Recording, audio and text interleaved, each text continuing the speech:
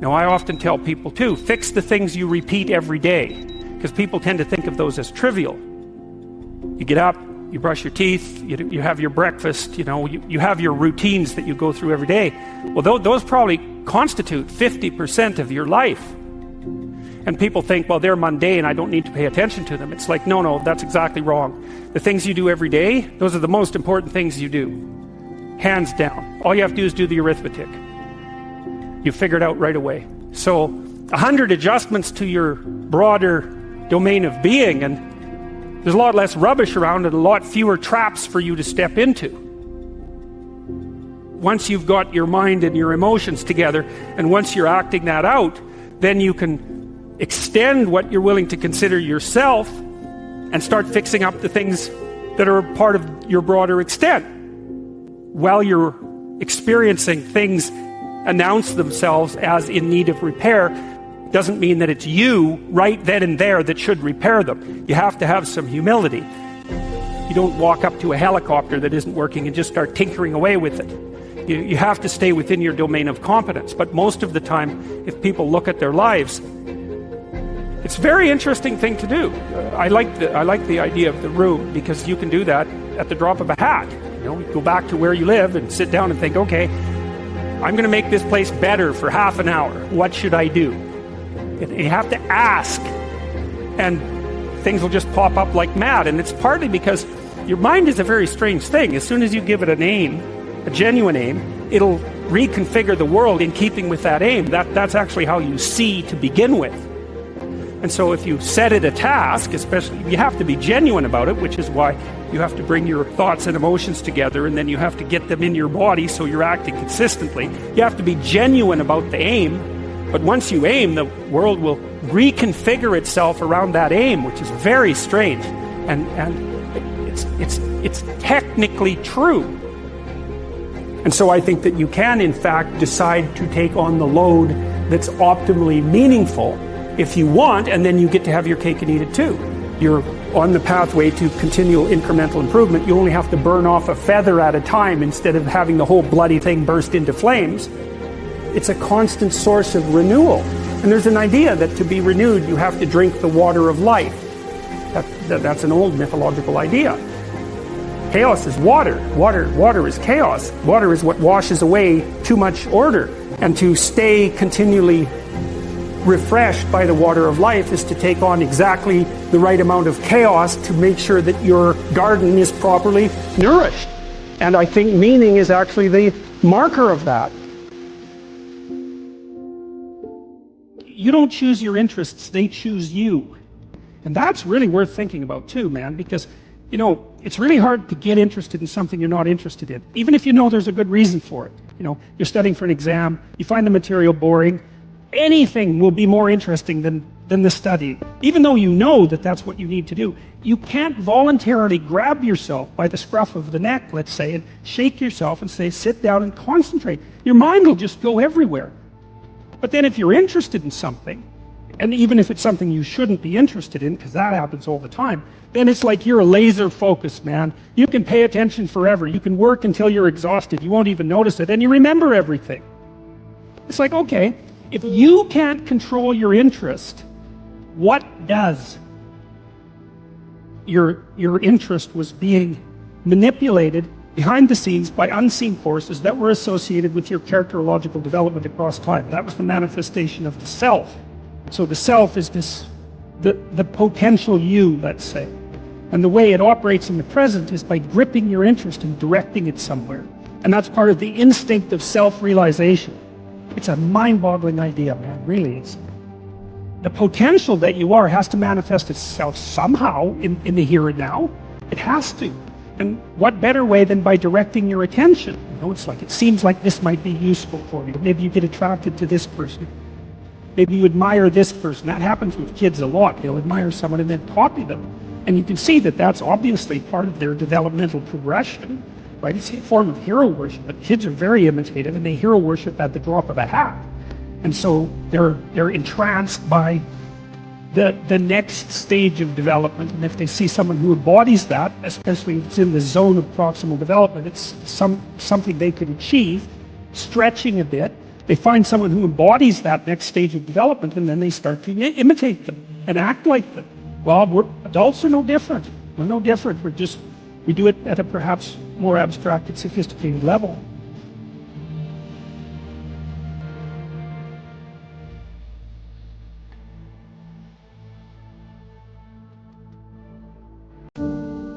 Some sort of one-eyed motivational monster that's got you in its grip that really isn't considering everything at once, right? Like considering your life tomorrow or your life next week or your family's life or maybe even your well-being half an hour from now, because you lash out in anger, and people do that, and it's understandable. Sometimes it's even necessary, but it's not wise generally.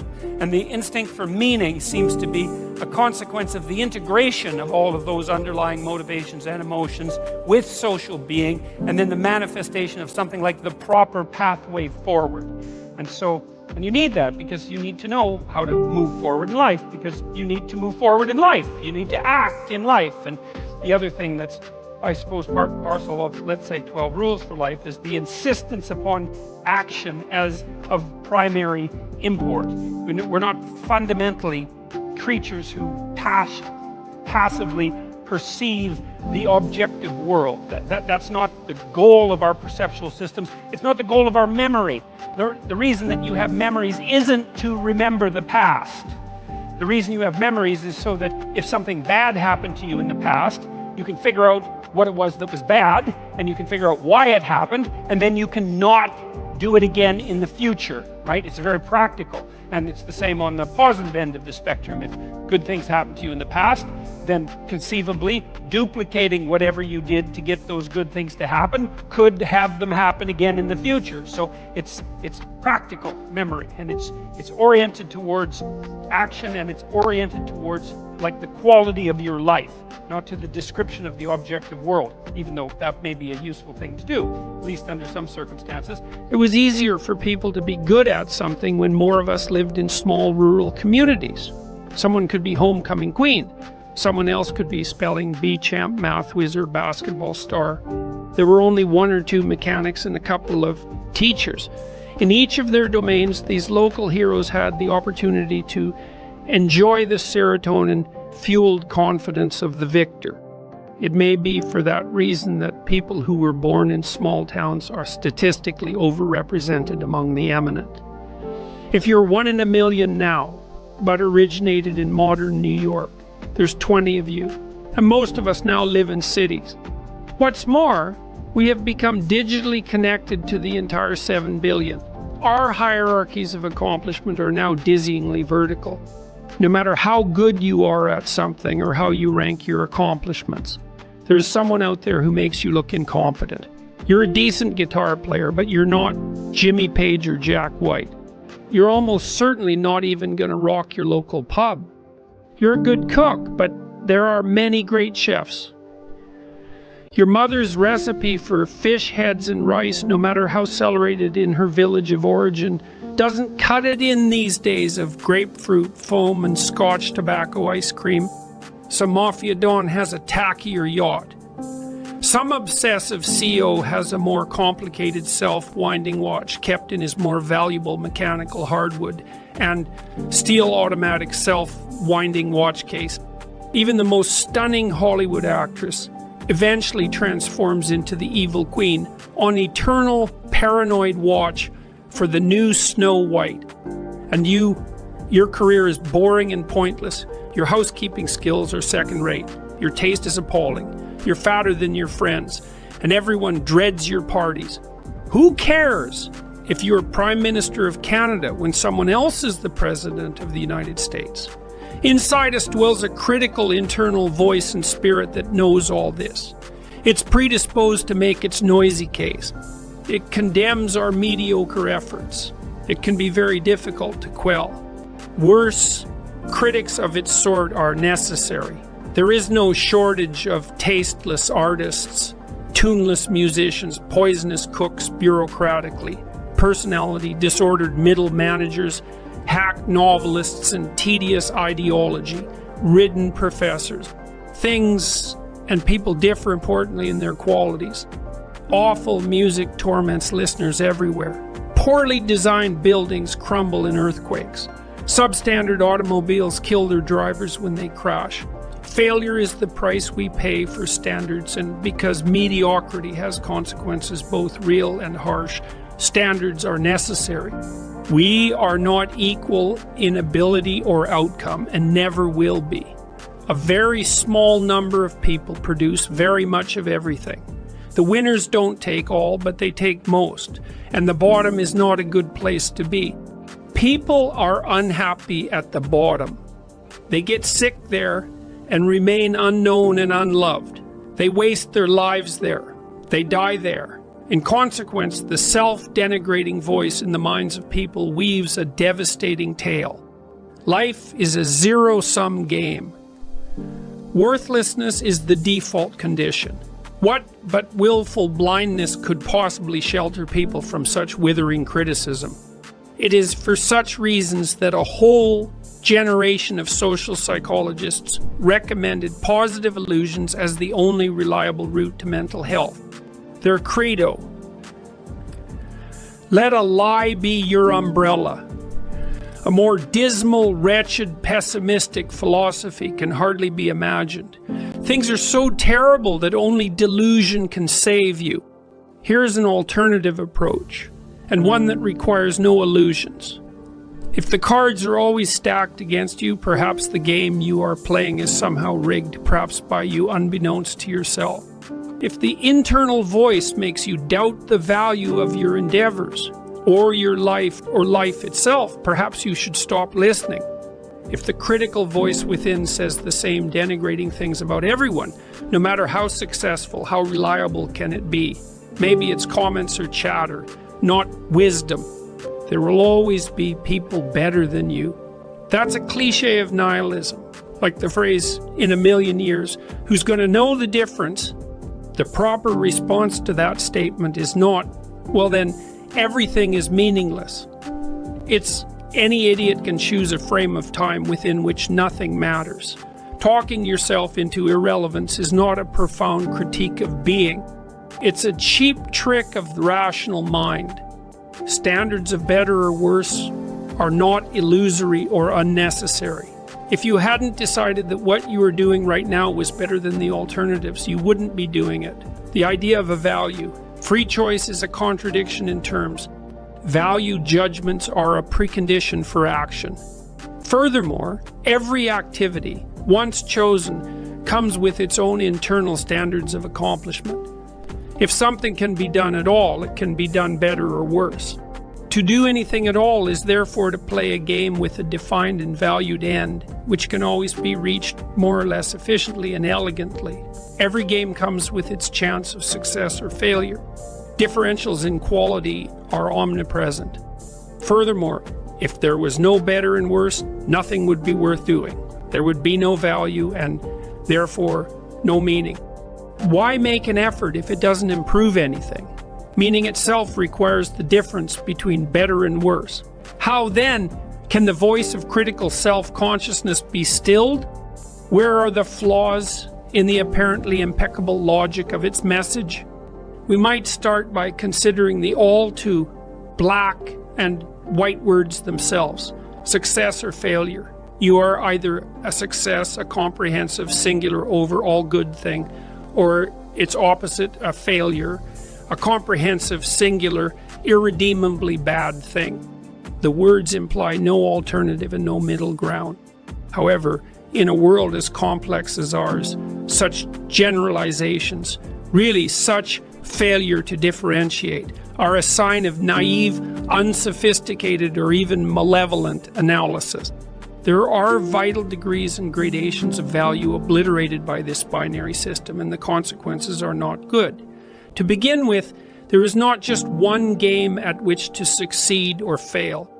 There are many games, and more specifically, many good games, games that match your talents, involve you productively with other people, and sustain and even improve themselves across time. Lawyer is a good game. So is plumber, physician, carpenter, or school teacher. The world allows for many ways of being. If you don't succeed at one, you can try another. You can pick something better matched to your unique mix of strengths, weaknesses, and situation. Furthermore, if changing games does not work, you can invent a new one.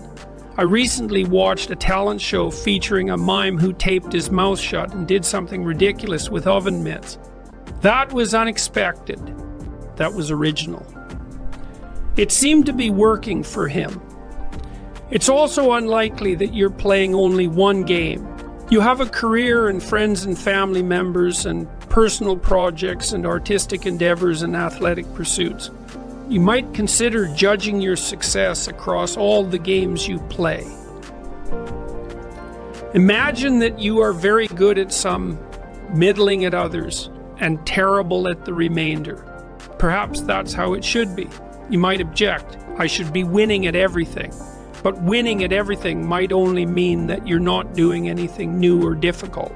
You might be winning, but you're not growing, and growing might be the most important form of winning.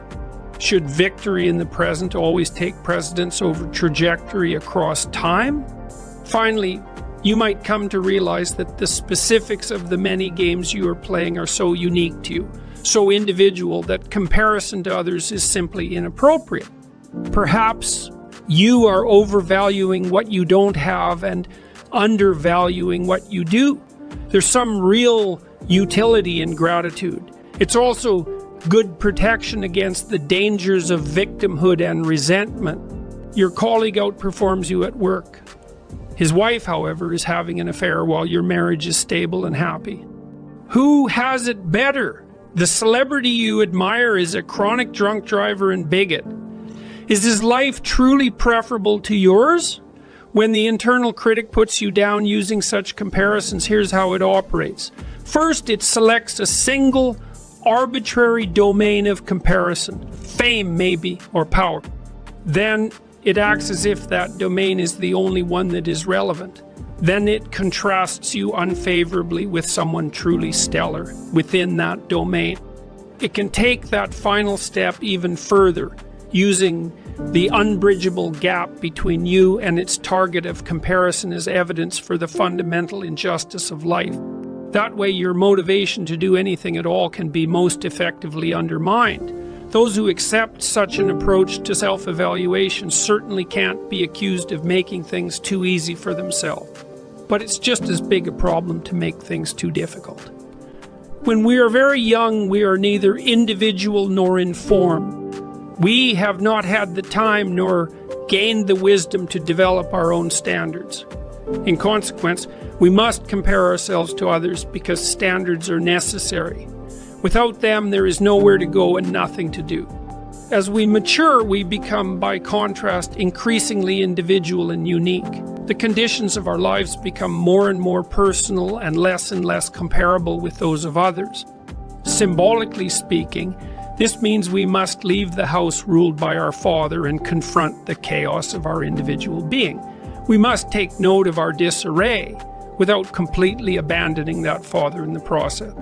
We must then rediscover the values of our culture, veiled from us by our ignorance, hidden in the dusty treasure, trove of the past, rescue them, and integrate them into our own lives. This is what gives existence its full and necessary meaning. Who are you? You think you know, but maybe you don't.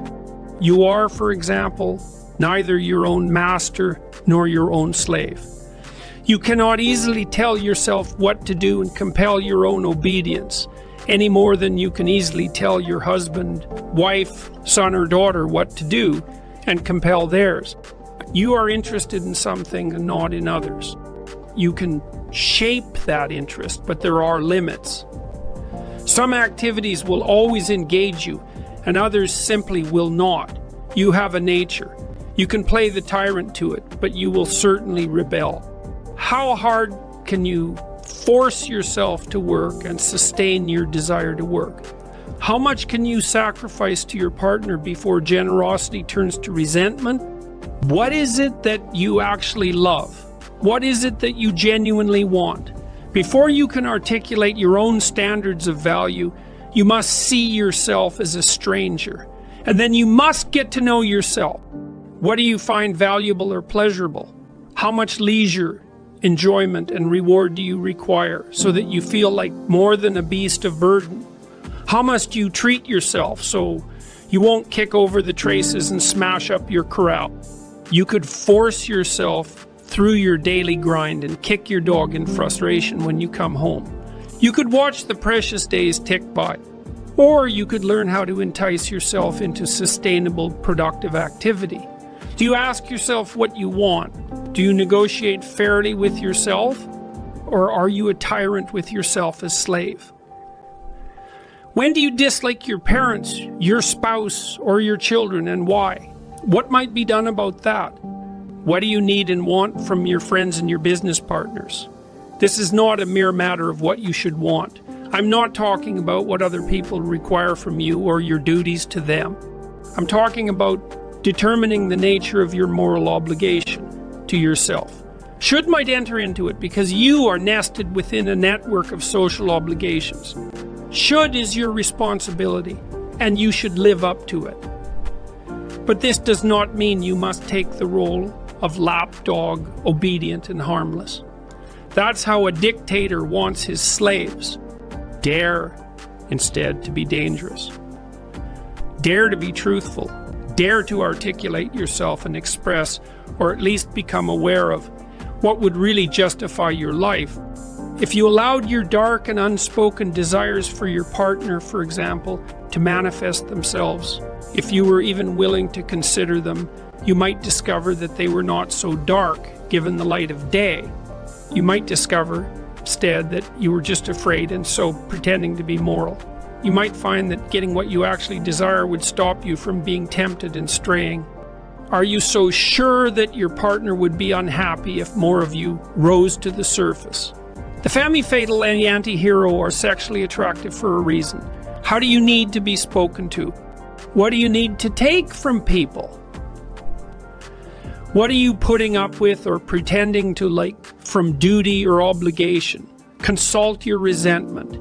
It's a revelatory emotion for all its pathology. It's part of an evil triad: arrogance, deceit, and resentment. Nothing causes more harm than this underworld trinity. But resentment always means one of two things. Either the resentful person is immature, in which case he or she should shut up, quit whining and get on with it, or there is tyranny afoot, in which case the person subjugated has a moral obligation to speak up. Why? Because the consequence of remaining silent is worse. Of course, it's easier in the moment to stay silent and avoid conflict, but in the long term that's deadly.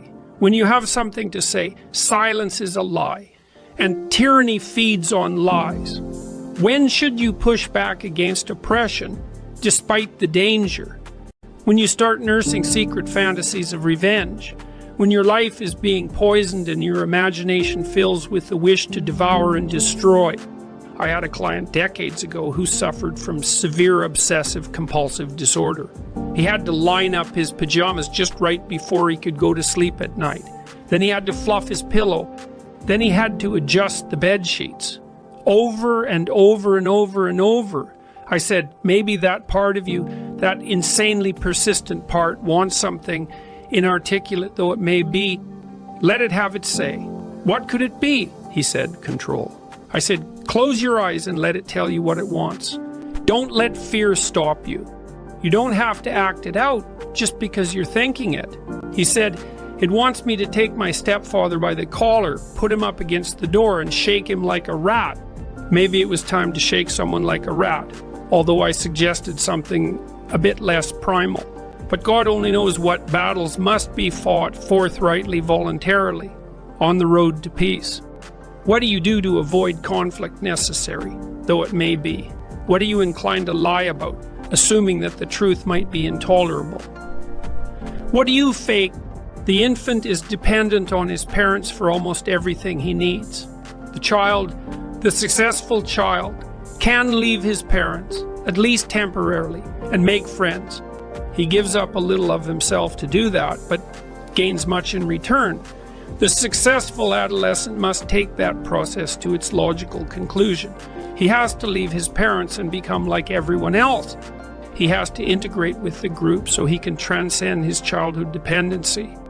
Once integrated, the successful adult then must learn how to be just the right amount different from everyone else. Be cautious when you're comparing yourself to others. You're a singular being. Once you're an adult, you have your own particular specific problems, financial, intimate, psychological, and otherwise. Those are embedded in the unique, broader context of your existence. Your career or job works for you in a personal manner, or it does not, and it does so in a unique interplay with the other specifics of your life. You must decide how much of your time to spend on this, and how much on that. You must decide what to let go and what to pursue.